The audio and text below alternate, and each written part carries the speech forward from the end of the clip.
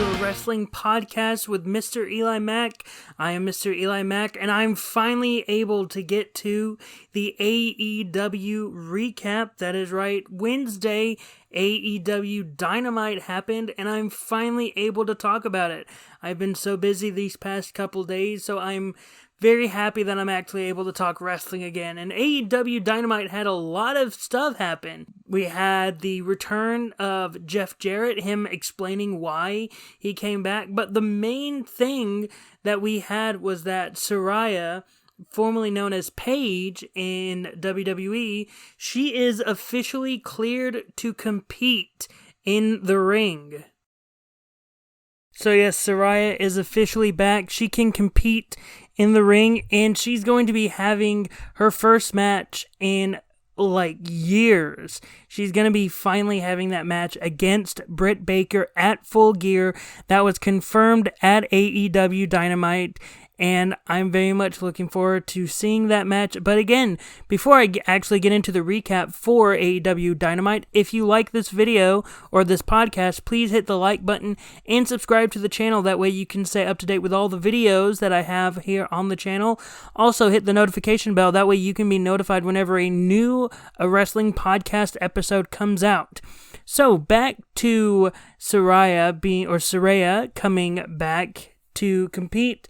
It was such a fun moment to hear that, even though it was a little awkward that she just got on the mic and said, "Hey, I'm cleared to compete," and that was it. And then they had their verbal back and forth. Saraya and Britt Baker had their verbal back and forth. I do think it is nice to be able to see Saraya being able to announce that she is coming back, and I could tell even in her promo that she had a lot of passion back, being able to say that she is back in the ring.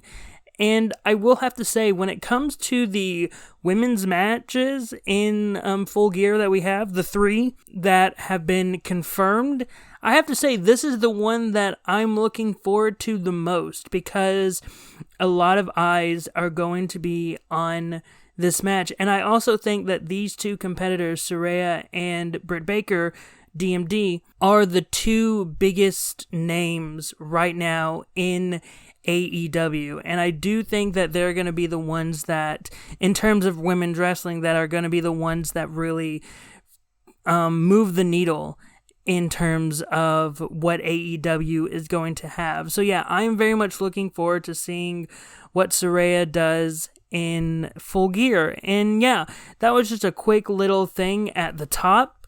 And so with that out of the way, let's get into the actual recap for AEW Dynamite. And it started off with Swerve in Our Glory and the Gun Club versus the Acclaimed and FTR. And it was a fun match with the Acclaimed and FTR picking up the win, very much continuing the fact that I think after Full Gear, we're going to get FTR versus the Acclaimed for the titles, maybe at Winter is Coming.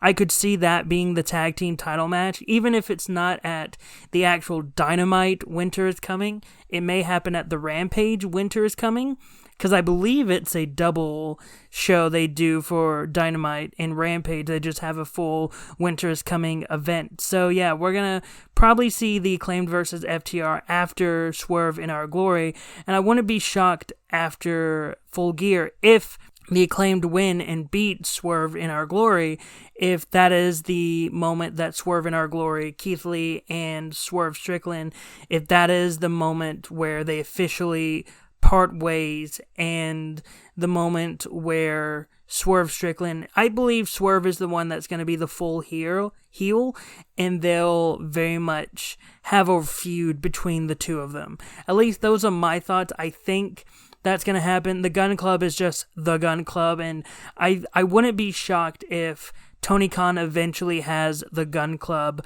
go up against the Acclaimed for the tag team titles. I would like to see that, honestly. I know the Gun Club isn't everyone's cup of tea, but I think the Gun Club has done a lot in terms of their time in the company, and I think having at least, even if it's only one tag team title match, I think that would be a fun thing to see, because I think seeing Billy Gunn have a resurgence sort of with the Acclaimed, I think that has helped not only the Acclaimed but also Billy Gunn, and so I think having the Gunn Club attached to that to go up against the Acclaimed for the tag titles would be a fun thing to see. Next up on the docket, we saw a little video thing with MJF talking about how he is tired of the spotlight being off of him, doing major moments. Like, for instance, he brought up the fact that in his first singles match on a pay-per-view, the spotlight was on Cody Rhodes' neck tattoo. When he had his first title match, the spotlight was on Matt Hardy falling and hurting and getting a concussion. In the first Blood and Guts match, when he won, the spotlight was on Chris Jericho. And then when he made his return, the spotlight was on the press conference. So he's very much saying that come Full Gear, the spotlight will be on him and he will be the center of attention. We'll see if that actually happens. I do think that we're going to have a title change. I do think MJF is going to win the title from Jon Moxley. I do think it is MJF's time. And I do think that there are two ways to go about this that Tony Khan can go. They can have MJF win and still run as a face, or they can have MJF win, have the full, like, good guy, sort of good conscience thing that he had been having with Jon Moxley, saying, no, I want to wrestle you when you're at 110%, that way I can take the belt off of you the right way instead of having people attack you. I think that if he goes like full left and basically be like, no, I'm just gonna beat you the way I want because I'm a heel, I'm a bad guy, hoo ha ha ha, that will very much be, both ways are honestly interesting, and I think there is a way, and it will all determine, in my opinion, that will be determined by who wins the AEW World Title Eliminator Tournament. Honestly, because I have it coming down to two people. Like, I have my prediction on who's going to win the tournament, and I'll talk about it more when I get into the Ethan Page match. And I think whoever wins that tournament will be determining which sort of direction they're going to be going with MJF. Honestly, and who I have picked will basically, again, lead into the direction of where MJF is going. But yeah, I really liked the vignette that they were doing, the segment that they had, because he was in a podcast format, and I'm looking forward to MJF versus Jon Moxley too. I think it's the second time they've wrestled. I could be wrong. Someone can correct me in the comments down below. But I am looking forward to seeing the MJF versus Jon Moxley match. Next up, as I was saying, I'd get to the Ethan Page match. We had Ethan Page versus Eddie Kingston in the AEW Eliminator Tournament. Ethan Page winning, going into the next round. Now, in my mind, when I'm looking at it, I am predicting that it's going to be Ethan Page versus Ricky Starks at the finals of the tournament, and I think Ricky Starks is going to be picking up the win, and because I think Ricky Starks has had a banger summer. I think he's really had a resurgence, sort of like he held the FTW title. Sure, he had a great heel run against Brian Cage and sort of other people, even early in the year when he was teaming up with Powerhouse Hobbs. He had a great tag team run, but ultimately at the end of the day, I think to really push him further is to have him win the tournament. And I think Ricky Starks is currently a face. They have MJF win. If they have Ricky Starks winning, I think they're going to have MJF go into the heel direction, even though we've had faces go up against each other. MJF is just one of those stars where he works best against a face when he is a heel. And I think that's sort of the direction they're going to go with.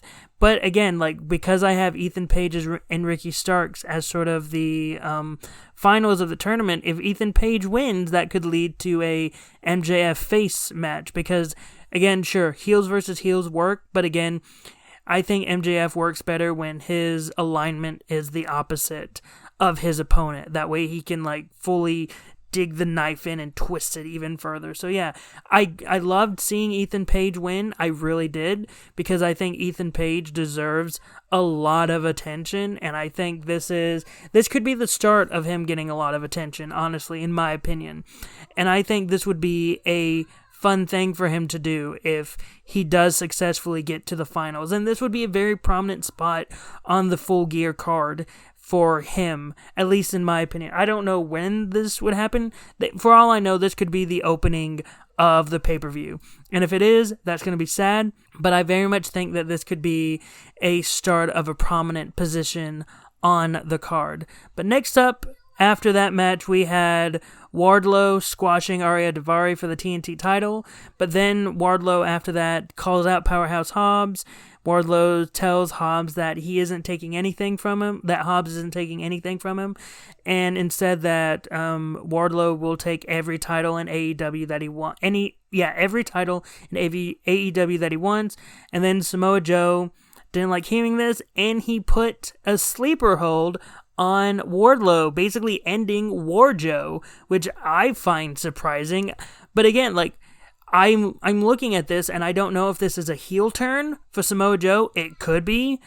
I'm just looking at it as a Samoa Joe didn't like hearing that Wardlow was gonna take every title in AEW. So because of that, I'm gonna ensure that he doesn't try to walk over me. But if this is a heel turn from Samoa Joe, and it's gonna be Samoa Joe versus Wardlow for the TNT title at Full Gear, it's going to be a banger of a match, and I very much want to see Samoa Joe win the title and take the title off of Wardlow, because I love Samoa Joe. I want Samoa Joe to do great things forever and ever and ever, and I think this could be a good start of pushing Samoa Joe as a major threat in AEW, because he's not been that big of a threat, honestly, except when it comes to just the Ring of Honor TV title. And I think that this would be a great opportunity to have Samoa Joe be a major contender for maybe even the AEW title in the future, because I think if MJF wins, it would be fun to have MJF versus Samoa Joe for the AEW title in the future, even if he's not the TNT champion. But I do think it's going to be Wardlow versus Samoa Joe for the TNT championship.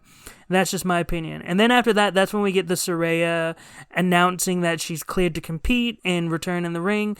Britt Baker later came out and was talking about how she came to AEW because she's jealous of Britt Baker and just the typical heel stuff, and how she is in the main star of the women's division in AEW, which is true, to be honest. I have so many. When we get to the women's match, I'll talk more about it. But Saraya says that Britt is only a star because Tony Khan gave it to her on a silver platter while she started Revolutions before it was popular. And I have to say, there are some people that I saw that said that Britt Baker owned Saraya in this segment. I have to disagree with those people. I think Saraya was very much the person that was in charge of this entire segment. I looked at this and I was like, oh, Saraya basically took over this segment. I honestly think that Saraya is going to go into the match. I honestly think Saraya is going to win the match. And I think that this is only furthering the idea of Saraya coming out strong. I do think that Britt Baker had some good barbs, but overall I think Saraya won the segment battle, and this made me look forward to the match. And I said it earlier, I said that this match is the only match I care about right now in terms of the women's division, and I think it is because when I look at the AEW Interim Women's Championship match and I look at the TBS title match, I don't care about the stories, because the story with the AEW Interim Women's Championship match is just Jamie Hayter going through many people and earning her shot against Toni Storm. Whereas the TBS title is just Nyla Rose stole the title from Jade Cargill, and we're going to get that match to determine who the official TBS champion is going to be. But this one feels more impactful. I care about the story more between Saraya and Britt Baker. I feel like they're developing the story more. And I think it's because, honestly, because the women in this feud between Saraya and Britt Baker, they are such solidified stars. Saraya with everything she did as Paige in WWE, and Britt Baker with everything that she has done in AEW. Like, she is the star of the AEW women's division. I honestly look at her as the Charlotte of this division, like, because Charlotte was the one that Vince McMahon loved to put all the titles on. She was sort of a main attraction, even if she wasn't in a championship feud, even though she was normally in the championship matches. But overall, I look at this as a chance for someone besides Britt Baker to be a major star. And I wouldn't be shocked that when Saraya, like after this feud, if Saraya gets a title opportunity for the interim women's championship and wins the interim women's championship, and then when Thunder Rosa comes back, they have the title unification, and then Saraya wins and Saraya becomes sort of the lead of the women's division. Now, I still think that Tony Khan needs to fix the women's division. I really do. There's a lot of problems that still happen. Like, again, this is the only feud that I care about in the women's division. Do I like that there's more than one feud going on right now? Yes, I love it. I love that Jamie Hayter versus Toni Storm is a feud right now. I love that Jade Cargill versus Nyla Rose is a feud right now. But when I compare all of the three main women's feuds right now, Saraya and Britt Baker is the only one I care about because they have been built to a point where I can believe them as main event level stars. And when I say main event level stars, I mean they both seem more believable as the women's champion. And that's nothing against Toni Storm or Thunder Rosa or Jamie Hayter, Jade Cargill, or Nyla Rose. It's just the way Tony Khan has built his women's division. It's been built around Britt Baker for so long, and Saraya is someone that is literally on the level of Britt Baker. And I think that Saraya is going to be the person that pushes Tony Khan to be like, hey, there's more than just one main women's star. There's more than just one woman that you need to focus on. And I think... And I'm not even saying that she's going to be like, no, you need to focus the attention on me. I think she's going to find a way to get Tony Khan to be like, hey, Tony, Nyla, Jade, Sky Blue, Jamie Hayter, every single one of these women need to be a focus more than just Britt. And I think that's going to force Tony Khan into pushing other women's stars. And I'm looking forward to that. I'm hoping that happens because I love the women's division. Every single woman on the women's division of AEW is great. And I'm just hoping that Tony Khan realizes that and he starts pushing women's wrestling more. In fact, I would love, it's never going to happen, but I would love for like a Rampage or a Dynamite where all it is just women's wrestling. An entire episode of Dynamite or Rampage just dedicated to the women's division. Give the men like a break or whatever, but have an entire episode dedicated to having the women put on great matches and pushing stories dedicated to just the women. That is something I would love to see, and I think a large portion of the audience would love to see that as well. That's just my opinion, but I would just love to see it. But yeah, that was my long-winded way of talking about the Saraya and Britt Baker segment, but let's move on to what happened next, which was Tony Schiavone announcing that AEW will be making their debut in the United Kingdom in 2023. I love that AEW is finally getting out of of North America. I almost said the United States, but they were in Canada not that long ago. But I love to see that Tony Khan and all of AEW are about to travel over the pond because the UK scene is so great. I am looking forward to potentially seeing a lot of UK talent in AEW, maybe like even just making quick appearances. But yeah, I am looking forward to seeing what type of matches we're going to see in AEW when they go to the UK in 2023. I'm really hoping that they come back to Tennessee eventually, because I want to be able to go to a live AEW event. But that's just me personally. That is just me personally. But next up, we had a segment between Best Friends and Jay Lethal, Sanjay Dutt, and Satnam Singh. It was a normal thing, but ultimately it led to a match between Trent Beretta and Jay Lethal. Ultimately, Jay Lethal got the win, and that was when Jeff Jarrett came out.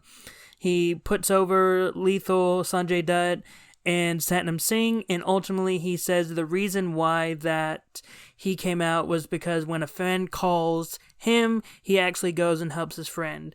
And he even threw a shot at Braun Strowman, saying that Satnam Singh is a real monster and not some make-believe one in red skinny jeans. When I heard that, I was thinking, is he referencing Braun? I think he's referencing Braun, but I wasn't 100%. And ultimately, he laid the challenge to Darby Allin and Sting in a tag team match between himself and Jay Lethal versus Darby Allin and Sting. That ultimately got confirmed for Full Gear. We're going to get that match. The crowd wasn't that active for this segment, or at least, like, from what I was noticing, they really weren't giving a lot of reaction. There was just one person giving a reaction.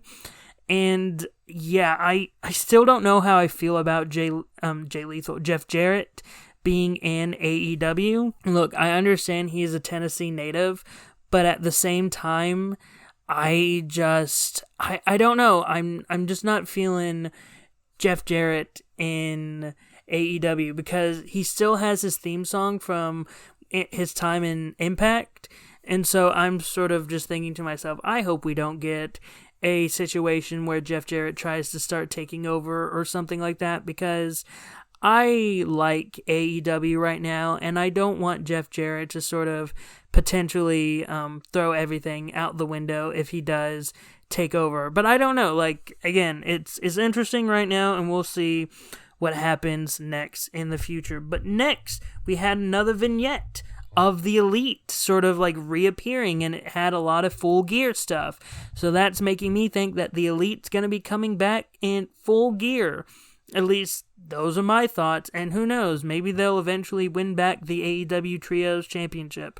Who knows? But then it was also confirmed that Jade Cargill versus Nyla Rose is going to be happening. That was when it was announced that the TBS title was going to be on the line between Jade and Nyla. Again, I don't care about this feud. I like that I love that we're getting more than one feud in the women's division. I just don't care about it, because the reason behind this feud is just Nyla stole Jade's title and like physically stole the belt. And so Jade's mad, and we're going to get a title match out of that. It's not anything else. It's just, yeah, I just don't care about this feud. I wish I cared more. But then we had Jamie Hayter versus Sky Blue. Jamie Hayter picked up the win. And yeah, again, Saraya and Britt are the only feud that I care about. And it's because the story for them is more compelling than just Jamie Hayter picking up enough wins to be the number one contender. Because I don't know, I hate being this way. I hate being negative towards the women's division. I love women's wrestling. I love it when it's at its peak. But right now, just the feud between Jamie and Tony and Jade and Nyla aren't compelling. I don't like the story of just Nyla stole the TBS title, and so now we're going to lead into a title match. I don't like how it's just, oh, Jamie's won enough matches, so now she's the number one contender. She's the number one ranked, hence why she's facing Tony. I wished that there could have been like a number one contenders match with Jamie, her winning, and then it would get personal, where like Jamie and Tony would have promos against each other and like push the feud, but the women don't get enough time on screen to have promos against each other. So that's what's infuriating. I want to be able to hear Jamie Hayter cut a promo against Toni Storm. I want to be able to hear Toni Storm cut a promo against Jamie Hayter. I loved that we had more than just one women's moment or one women's segment in the Dynamite. But again, I just wish we had more. I want more, hence why I'm pushing. This is my cry to Tony Khan. Please dedicate an entire episode of Rampage or Dynamite to just the women's division, where it's only women's wrestling, where it's only women's segment. That way we can get more storylines going on. Like, I would love to see a storyline of, I'm trying to think of someone that's not one of the, like Ruby Soho. She could be having a storyline right now on AEW. She could be in the middle of a feud right now with Serena Deeb. Imagine that feud if you push that as a story. Or you could even have that as a match on your solely women's division episode of Rampage or Dynamite. That is just my suggestion because I love both of them and we haven't seen them in a while. Hikaru Shida, she could be doing something. Riho could be doing something that's not on AEW Dark or Elevation. I'm just saying these are suggestions that I would love to see. I would love to see a women's episode of Dynamite or Rampage. And I'm saying Rampage because I'm thinking Dynamite would be the hardest to sell. But then we get into our main event, the 2 out of 3 falls match between Sammy Guevara and Bryan Danielson. Again, they're continuing to push for the Fatal 4-Way match that's going to be happening for the Ring of Honor title. And then we get into the match, and first fall is to Bryan Danielson because Sammy got disqualified, and then Sammy got the second fall by pinning Bryan Danielson, but ultimately, in the end, Bryan Danielson was able to pick up the win. It was a fun match. It was a lot of fun to see Bryan Danielson doing a lot of his typical stuff. Oh, and I forgot, sometime before this, for some reason I forgot to put it in my notes, Jon Moxley had a promo about MJF and him saying that, MJF likes to call himself the devil. Well, guess what? I've met devils before. I've met the devil, and you ain't him. And basically pushing the fact that MJF, he's looking forward to facing MJF, but it's going to be MJF having to push forward more than he's ever pushed before. And that was a fun promo. I'm looking forward to the MJF Jon Moxley main event because I know that's going to be the main event at Full Gear, and I'm looking forward to that match. But again, going back to the 2 out of 3 falls match, this was a fun match between Bryan Danielson and Sammy Guevara. They have great chemistry, and I'm very much looking forward to the Fatal 4-Way match for the Ring of Honor title. I'll be honest, I do not want Chris Jericho to lose his belt. I don't want Chris Jericho to lose the Ring of Honor title because I'm waiting for the moment they have the Ring of Honor TV show that I'm assuming they're going to get. And when they get that, I want Jericho to be the champion. That way we can have a heel champion and a lot of faces are chasing the belt. That way you can have the title change hands on a Ring of Honor show and not an AEW show. Again, that's just my preference for Ring of Honor, and I would love to see a lot of stuff happen for Ring of Honor in the future that's outside of happening on AEW television. But yeah, that was my AEW Dynamite recap. A lot of developments for Full Gear happened on AEW Dynamite, and a lot of matches were confirmed. Let me just double check because I know for a fact I can figure this out. Let me just pull it up on my phone. This may take a while. I'm talking, so there's no dead air. I'm just going to look up Full Gear. Okay, Full Gear 2022. I'm just going to run down the matches that are currently scheduled to happen. And the matches that we have so far are Jon Moxley versus MJF for the AEW World Championship, the Acclaimed versus Swerve and Our Glory for the AEW World Tag Team titles, the tournament final for the AEW World Championship Eliminator Tournament, Toni Storm versus Jamie Hayter for the interim women's title, Chris Jericho versus Bryan Danielson versus Claudio Castagnoli versus Sammy Guevara for the Ring of Honor World Championship. Jade Cargill versus Nyla Rose for the AEW TBS title. Dr. Britt Baker, DMD versus Saraya. Jeff Jarrett and Jay Lethal versus Sting and Darby Allin in a tag team match. And Luchasaurus versus Jungle Boy in a steel cage match. I forgot Jungle Boy had a promo in this match, or an interview. Shows you how much I'm caring about that storyline. I really don't. Look, I hate to say this, but I really don't care about the Jungle Boy Luchasaurus story right now. Like, that's out of all the male feuds happening right now, that's the one I care about the least. I didn't care about it when it was Jungle Boy versus Christian, and I honestly, the reason why I don't care about it is because I don't think they should have split them up.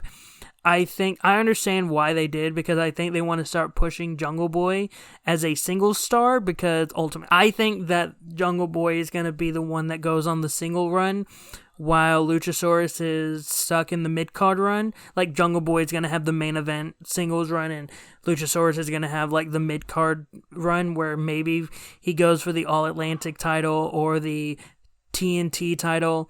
I don't know. That's just my opinion. I don't care about this feud. But yeah, I am looking forward to Full Gear. I'm looking forward to seeing what's going to happen. I'm looking forward to seeing if the main thing about Jade Cargill's feud that I'm looking forward to is to see if her undefeated streak is going to end. That's what I'm looking forward to, and I don't think it is. But other than that, what were your thoughts on AEW Dynamite? Did you like it? Did you hate it? Were you indifferent to it? Whatever your thoughts on AEW Dynamite, post them in the comments down below. Also, don't forget to hit the like button and subscribe to the channel. That way you can be up to date with all the videos I have here on the channel. Also, hit the notification bell. That way you can be notified whenever a new episode comes your way. Until next time, I've been MrEliMac. You've been the audience, and I hope you all have a great rest of the day.